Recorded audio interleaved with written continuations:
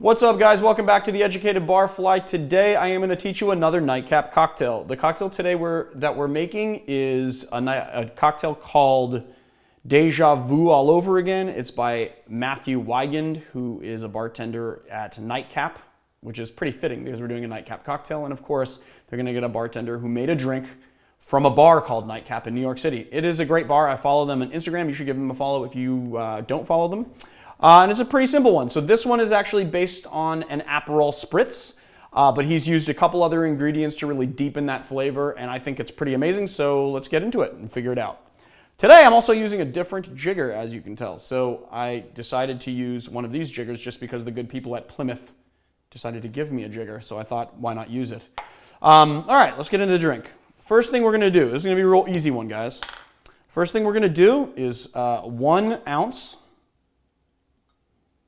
of Amaro Nonino. And this is going to be an easy cocktail because we don't have to shake, we don't have to roll, we don't have to whip. All we have to do is build it right in the glass. And I like easy cocktails. Secondly, we're going to do 1 ounce of Aperol. And then 1 ounce of Lillet. Make sure that your Lillet is chilled. This is a wine-based aperitif, and so you want to make sure that that it's always in the fridge. We're just going to do 1 ounce of that. Okay.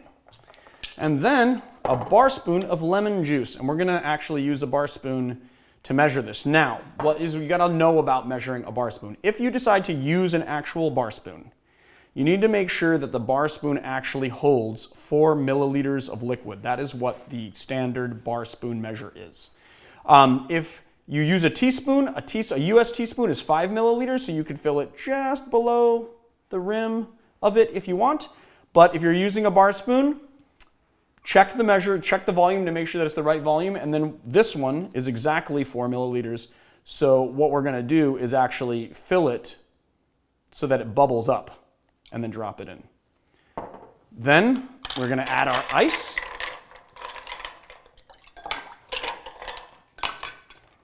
Give it a light stir.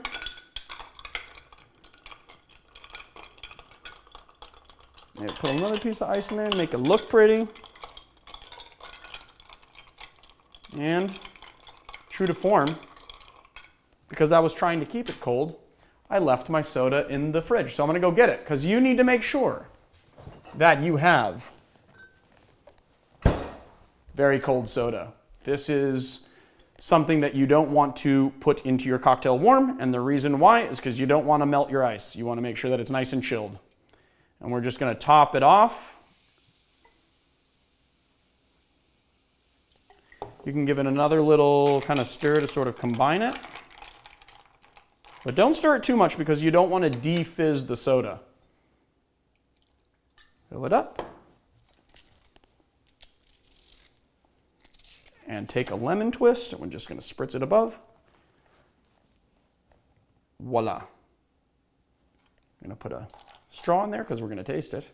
And there you have it, the Deja Vu all over again. Now let's taste it and see how it is.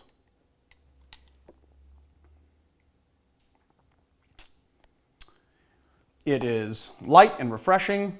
All of the flavors play really well together. It's a lot like a Spritz, but you get a little bit more depth from that Amaro Nonino. And you also get that very sort of deep flavor from the Lillet. It's got a touch of citrus. You've got the citrus oils on top, which really help it. And then you have that just touch of citrus in it from the lemon juice, the Barspoon of lemon juice, and it's really great. This right here is a lower ABV cocktail, like a brunch drink, and you can definitely, I could see myself killing a couple of these at brunch. So there you have it, my friends. Another cocktail for you to make, the Deja Vu all over again.